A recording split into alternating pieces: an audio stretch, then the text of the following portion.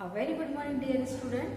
Today we will discuss NMR spectra of different compounds. इसके पहले हमने 3 लेक्चर देख लिए हैं, introduction, chemical shift and interpretation. उसके बाद अब हम डिफरेंट टाइप्स के कंपाउंड्स के NMR बनाना सीखते हैं। सबसे first example is CH2Cl CHCl2। कभी भी कोई भी कंपाउंड आता है उसका NMR यदि हमको ड्रॉ करने आएगा तो हम उसमें सबसे पहले इक्विवेलेंट हाइड्रोजन, इक्विवेलेंट प्रोटॉन को आइडेंटिफाई करेंगे। तो इसमें आपको 2 डिफरेंट टाइप्स के प्रोटॉन दिखाई दे रहे हैं, CH2 और सेकेंड में CH। दोनों अलग अलग हैं, दोनों के इन्वॉल्वमेंट भी अलग अलग हैं। तो इसको हम डिनोट कर देते हैं, इसको हम डिनोट कर देते हैं A से, इसको डिनोट कर देते हैं B से। ये 2 डिफरेंट सेट होते हैं। अब इसके हम जब भी कभी पीक्स बनाते हैं उसमें स्प्लिटिंग किस तरीके से होगी वो हम पास्कल ट्रायंगल के थ्रू हम यहाँ पर निकालते हैं। तो इसमें जो सबसे पहले हमको जो भी नेबरिंग प्रोटॉन होता है, जो नेबरिंग प्रोटॉन होता है उसको हम देखते हैं। तो मान लीजिए जैसे हमने ए जो प्रोटॉन है इसके बारे में हमको देखना है कि इसके कितने पीक्स आए हैं। इसको पीक देखने के लिए इसके किसमें देखते हैं हम, नेबरिंग में। तो नेबरिंग में नंबर ऑफ प्रोटॉन कितना है, 1। तो यहाँ पर n की वैल्यू हो जाएगी 1। n means number of neighbouring proton. इसके बाद नंबर ऑफ पीक्स देखने के लिए यहाँ पर हमारे पास फॉर्मूला होता है n+1, जिससे हम नंबर ऑफ पीक्स देखते हैं। तो नंबर ऑफ पीक्स देखेंगे तो नेबरिंग प्रोटॉन है 1, तो नंबर ऑफ पीक्स कितने आने वाले हैं 2, क्योंकि n+1 उसका फॉर्मूला है। इसके बाद हम देखते हैं रिलेटिव इंटेंसिटी। तो रिलेटिव इंटेंसिटी देखने के लिए हम यहाँ पर जो पास्कल हमारा ट्रायंगल है उसके थ्रू हमने इसके पहले वाले लेक्चर में डिस्कस किया है। तो यदि मान लीजिए 2 पीक है तो रिलेटिव इंटेंसिटी आती है 1:1। तो अब हमको एक के बारे में बता दिया कि यदि हमारा ये A नंबर का प्रोटॉन है तो इसके लिए इसके नेबरिंग में आएंगे, नेबरिंग में नंबर ऑफ प्रोटॉन देखेंगे वो है 1। तो 1 इसमें n की वैल्यू हो गई, n+1 उसमें पीक हो गया, क्योंकि उसमें नंबर ऑफ पीक्स के लिए हमारे पास फॉर्मूला होता है n+1। नेबरिंग प्रोटॉन जितने भी होते हैं उसमें +1 करते हैं। और इसके बाद रिलेटिव इंटेंसिटी के लिए पास्कल ट्रायंगल के थ्रू उसकी इंटेंसिटी निकलती है 1:1। इसके बाद हम आते हैं B प्रोटॉन। हमारा दूसरा जो टाइप के प्रोटॉन है वो है B। अब इसके B के भी हम नेबर में देखेंगे कितने प्रोटॉन है, तो कितने हाइड्रोजन इसमें 2, तो नेबरिंग प्रोटॉन हो गए हैं 2।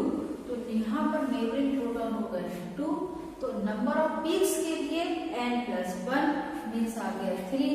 रिलेटिव इंटेंसिटी पास्कल ट्रायंगल से निकालेंगे तो वो आती है 1:2:1। ये आपकी रिलेटिव इंटेंसिटी हो गई। तो अब हमको ये दोनों पीक्स हमको दिखाई देंगे। अब इसमें हमको ये देखना है कि जो भी पीक्स हम बना रहे हैं वो स्प्लिट तो होंगे ही होंगे, पर वो अप फील्ड में किसका पीक आएगा, डाउन फील्ड में किसका पीक आएगा, अप फील्ड में ही ये चीज क्यों आएगी, डाउन फील्ड में ही ये चीज क्यों आएगी, या उसके डेल्टा की वैल्यू कितनी है। तो वो सारी चीजें देखने के लिए हमारे पास एक ग्राफ प्लॉट करते हैं। ये ग्राफ में यहाँ पर हम डेल्टा की वैल्यू करेंगे।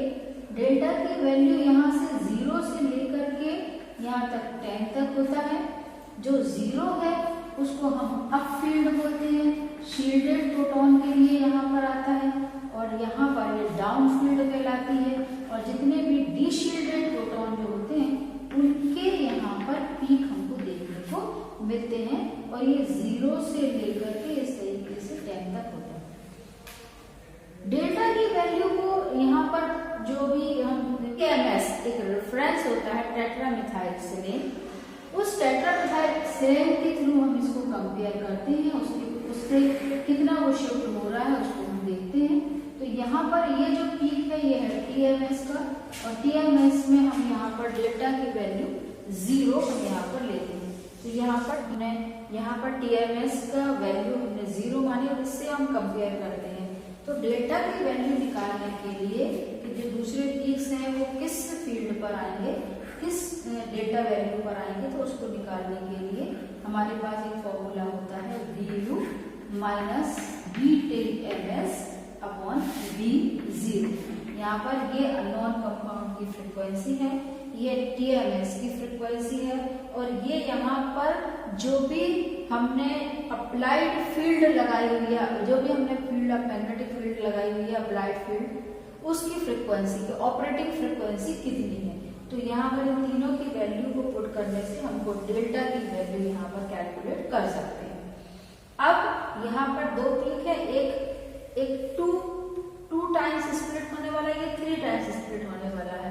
तो अब यहाँ पर देखेंगे कि अप फील्ड में क्या आएगा या डाउन फील्ड में क्या आएगा। सबसे पहले हम यदि ए प्रोटॉन को देखें, इसमें देखिए नंबर ऑफ प्रोटॉन है 2 और इसके साथ लगा हुआ है Cl जो कि यहाँ पर इलेक्ट्रॉन्स को अपनी तरफ अट्रैक्ट करने वाला है। तो 2 प्रोटॉन है और अट्रैक्ट करने वाला 1 है। यहाँ पर प्रोटॉन है 1 पर अट्रैक्ट करने वाले 2 चीजें लगी हुई है। तो जब यहाँ पर दोनों Cl इस प्रोटॉन के जो H है उसके इलेक्ट्रॉन्स को जब आपको अपनी तरफ खींच लेंगे तो ये वाला प्रोटॉन सबसे ज्यादा डीशील्डेड हो जाएगा, और जब वो डीशील्डेड होगा तो वो डाउन फील्ड पर अपने पीक्स देगा। तो B जो है वो आएगा डाउन फील्ड पर और A जो है वो आएगा कंपैरेटिवली थोड़ा सा शील्डेड है, इसलिए ये अप फील्ड पर आएगा। अप फील्ड पर हम बना देंगे CH2 को, तो CH2 यानी यहाँ पर CH2 है अप फील्ड।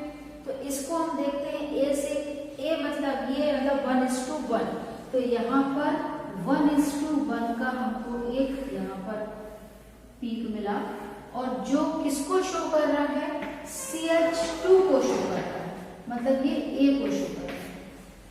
इसके बाद हम आते हैं B पर, और B में कितने हैं पीक, हमको 1:2:1 का यहाँ पर बनाना है, जो कि थोड़ा सा डाउन फील्ड पर जाएगा। 1:2:1 3 पीक्स हमको मिल जाएंगे। हमारा B का रहेगा, इसको हम CH ग्रुप बोलते हैं, और ये इस तरीके से हमको यहाँ पर पीक्स मिलेंगे। अब कुछ चीजें हैं कि पीक्स की हाइट कितनी होना चाहिए, इंटेंसिटी कितनी होना चाहिए, क्या होना चाहिए, वो हमको देखना है। तो उसके लिए हम यहाँ पर ध्यान रखते हैं कि सबसे पहले नंबर ऑफ प्रोटॉन्स कितने हैं और स्प्लिटिंग कितनी ज्यादा होगी। जितनी ज्यादा स्प्लिटिंग होगी उतना इंटेंसिटी कम होती चली जाएगी। जैसे यहाँ पर 2 प्रोटॉन है और 2 प्रोटॉन है पर स्प्लिटिंग कितनी हो रही है 2 टाइम्स। यहाँ पर 1 प्रोटॉन है और स्प्लिटिंग कितनी हो रही है 3 टाइम्स। तो 3 टाइम्स स्प्लिटिंग होने की वजह से इसकी इंटेंसिटी कैसी हो जाएगी, कम हो जाएगी। तो इंटेंसिटी कम हो जाएगी, यानी यहाँ पर थोड़ी सी इसकी जो हाइट है वो कम हो जाएगी, और यहाँ पर इस तरीके से वो यहाँ पर स्प्लिट होते हुए दिखाई देंगे। तो ये कई चीजें होती हैं कि कितनी हाइट होगी, अप फील्ड होगा, डाउन फील्ड होगा, कहाँ होगा, वो सब चीजों को हम देख करके इस तरीके से किसी भी कंपाउंड का NMR ड्रॉ कर सकते हैं। इसके बाद next example is CH3 CCl Cl CH3। इसका NMR ड्रॉ करेंगे। इसमें सबसे पहले हम टाइप्स ऑफ प्रोटॉन्स देखिए, कितने टाइप्स के इसमें प्रोटॉन है। तो यदि हम इसको देखें तो यहाँ पर है CH3 और इसके नेबरिंग में है CCl2, और यहाँ पर देखते हैं तो ये है CH3 और इसके नेबरिंग में भी है CCl2। मतलब दोनों प्रकार की ये जो प्रोटॉन है ये इक्वल इन्वॉल्वमेंट रखते हैं, इस वजह से इनको हम एक ही समान यानी A से ही डिनोट करेंगे, और हम ये बोलेंगे कि ये जो 3 + 3 6 जो भी आपके प्रोटॉन्स हैं वो इक्वल सेट में है, क्योंकि उनके नेबर्स में जो भी आपको दिखाई दे रहा है वो दोनों में सेम एटमॉस्फेयर में वो है। तो यहाँ पर अब ये जो आपको यहाँ पर सेम प्रोटॉन्स दिखाई दे रहे हैं A प्रोटॉन। अब इन A प्रोटॉन के नेबरिंग प्रोटॉन यानी N की वैल्यू हम दिखाई दे, इसको हम कैलकुलेट करते हैं। तो A के नेबर में यहाँ पे प्रोटॉन देखें तो यहाँ पर कोई भी प्रोटॉन नहीं है, मतलब नेबरिंग प्रोटॉन क्या है 0। इसका भी यदि हम देखें तो इसका नेबरिंग प्रोटॉन क्या है 0 है। तो नंबर ऑफ नेबरिंग प्रोटॉन 0 है, तो नंबर ऑफ पीक्स आएंगे 1, इंटेंसिटी होगी 1, तो यहाँ पर 1 ही इंटेंसिटी होगी। अब जब हम इसका NMR ड्रॉ करेंगे तो हम ये देखेंगे कि इसमें TMS के साथ कंपेयर करके ये जो भी पीक्स है वो थोड़े से डाउन फील्ड की तरफ आएंगे,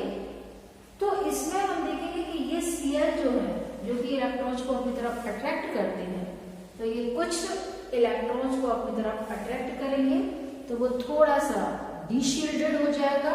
इस वजह से डीशील्डेड होने पर ये यहाँ पर थोड़ा सा डाउन फील्ड में अपना पीक देगा।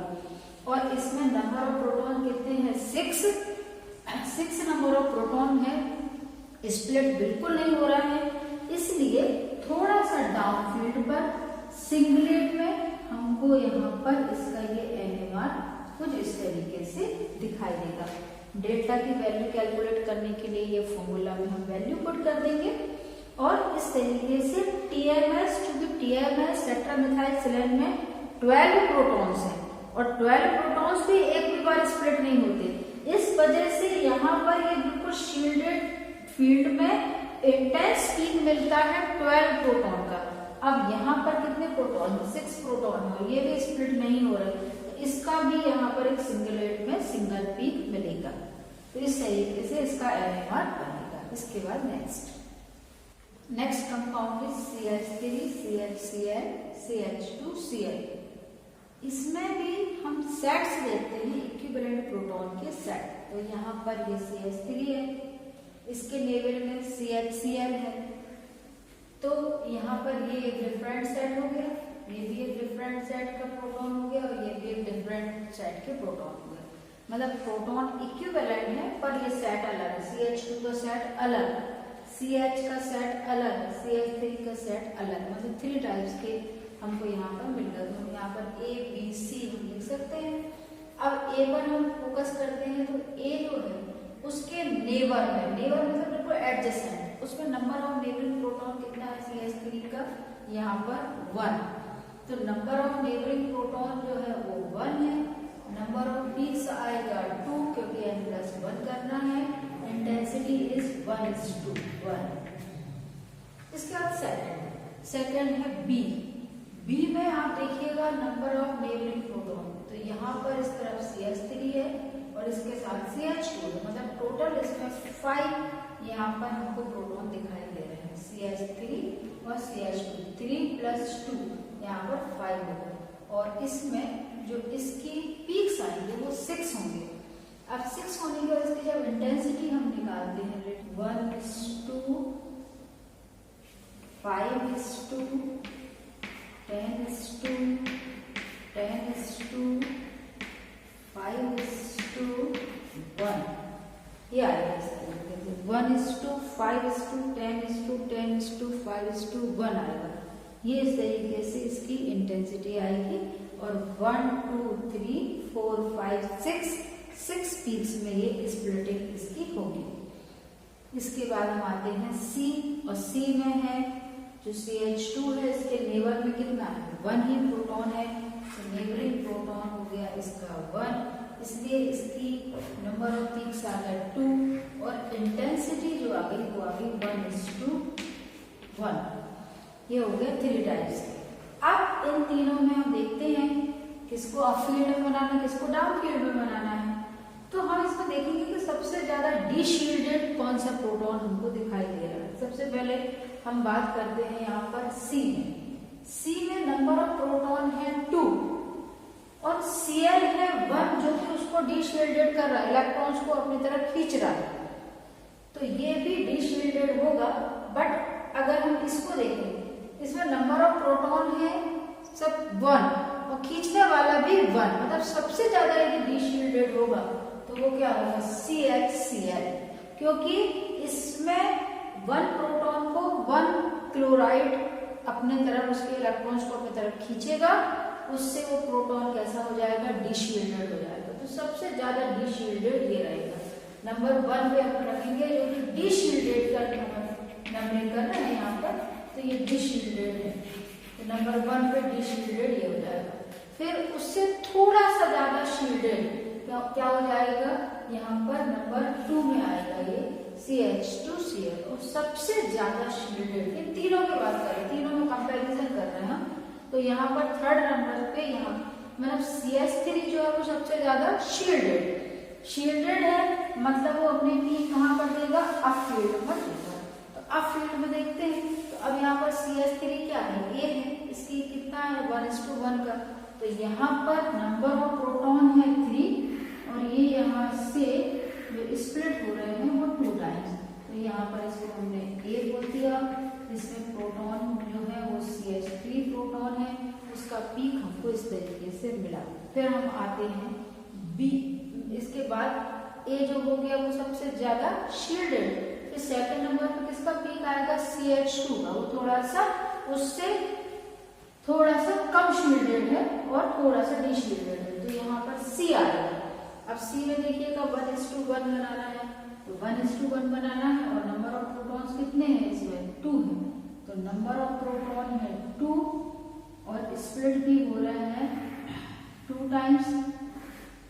तो थोड़ा सा यहाँ पर इसकी हाइट हम थोड़ी सी कम कर देंगे क्योंकि इसमें 2 ही है ये प्रोटॉन और स्प्लिट में 2 टाइम्स हो रहा है। इसमें प्रोटॉन 3 है, थोड़ी सी हाइट उसकी ज्यादा रहेगी, इंटेंसिटी ज्यादा रहेगी। इसके बाद हम आते हैं A हो गया, C हो गया और आते हैं B पर। अब B देखिएगा, B जो है उसमें प्रोटॉन तो एक ही है और स्प्लिट हो रहा है 6 टाइम्स, तो 6 टाइम जब स्प्लिट होगा और प्रोटॉन एक ही है तो आप खुद समझ सकते हैं उसकी इंटेंसिटी बहुत कम होने वाली है। तो बहुत कम होने वाली है तो उसका पीक कैसे बनाएंगे, 6 टाइम्स हमको स्प्लिट करना है, तो 1:2, 5:2, 10:2, 10:2, 5:1, यानी ये भी थोड़ी हाइट ज्यादा है, बल्कि बिल्कुल इतना फाइन बनता है, यदि इसको अपन बनाएं तो बिल्कुल इतना फाइन बनेगा ये कुछ इस तरीके से, यानी अपने को समझ में नहीं आने वाला कि एकदम बिल्कुल, क्योंकि प्रोटॉन तो एक ही है और स्प्लिट कितना 6 टाइम स्प्लिट हो रहा है, तो इंटेंसिटी वैसे भी कम होने वाली। तो कुछ इस तरीके का यहाँ पर ये पीक मिलेगा, ये डाउन फील्ड पर मिलेगा क्योंकि ये सबसे ज्यादा डीशील्डेड है, उससे थोड़ा सा ज्यादा शील्डेड ये और सबसे ज्यादा शील्डेड ये, इस वजह से वो मिल रहा है हमको अप फील्ड पर। इसके बाद next CH2, CH2, CH, CH2, CH। अब इसमें फिर हम देखेंगे सिमिलर प्रोटॉन हम निकालेंगे, तो ये दोनों सेम है इसलिए A और A दोनों को नाम दिया है क्योंकि इसके नेबर में भी CH2, इसके नेबर में भी CH2 है। और दूसरा नंबर का प्रोटॉन हो जाएगा, तो इसमें 2 टाइप्स के प्रोटॉन है, A प्रोटॉन, B प्रोटॉन। अब A पर बात करते हैं, इसके नेबर में कितने हैं 2 प्रोटॉन है, तो नंबर ऑफ नेबरिंग प्रोटॉन कितने हो गए 2, पीक्स हो गया 3, इंटेंसिटी हो गई 1:2:1। दूसरा है B और B प्रोटॉन में 4 नंबर ऑफ नेबरिंग प्रोटॉन है 4, पीक्स हो गया 5, 1:2, 4:2, 6:2, 4:1 के पास्कल ट्राइंगल से हमने निकाल लिया। अब शील्डेड कौन सा है, वो डीशील्डेड, क्योंकि इसमें क्लोराइड लगा हुआ है तो ये डीशील्डेड, इसमें उसका इफेक्ट थोड़ा सा कम रहेगा इसलिए ये शील्डेड है। तो बी शील्डेड है मतलब वो कहाँ बनेगा आपको अप फील्ड में, तो पहले हम शील्डेड वाला इसमें लगा देंगे, ये आपका बी चूंकि शील्डेड है और इसमें कितने पीक्स बनाना है हमको 5, तो 5 पीक्स बनेंगे, तो बनेगा 1:2, 4:2, 6:2, 4:1, ये हो गया। ये कौन सा हो गया बी में क्या है हमारा CH2, मतलब नंबर ऑफ प्रोटॉन्स है 2 और स्प्लिट हो रहा है वो 5 टाइम्स, इंटेंसिटी थोड़ी सी कम हो जाएगी। इसके बाद हम आते हैं A पर। A जो है उसमें कितने प्रोटॉन्स हैं 4 प्रोटॉन है, CH2 CH2, तो यहाँ पर CH2 प्रोटॉन है, तो यहाँ पर ये प्रोटॉन है 4 और स्प्लिट हो रहा है यहाँ पर 1:2:1 3 टाइम्स, तो यहाँ पर इसकी इस हाइट थोड़ी सी ज्यादा हो जाएगी क्योंकि प्रोटॉन्स ज्यादा है और स्प्लिटिंग थोड़ी सी कम है, इंटेंसिटी थोड़ी सी बढ़ जाएगी, पर ये बनेगा डाउन फील्ड पर, वो बनेगा अप फील्ड पर। कुछ इस तरीके के NMR के स्ट्रक्चर्स में। आई होप इसके कॉन्सेप्ट आपको क्लियर हुए होंगे। यदि कहीं पर भी डाउट है तो आप उसको कमेंट सेक्शन पर लिख सकते हैं, मैं और इसका एक्सप्लेनेशन दूंगी। Thanks for watching, subscribe my channel.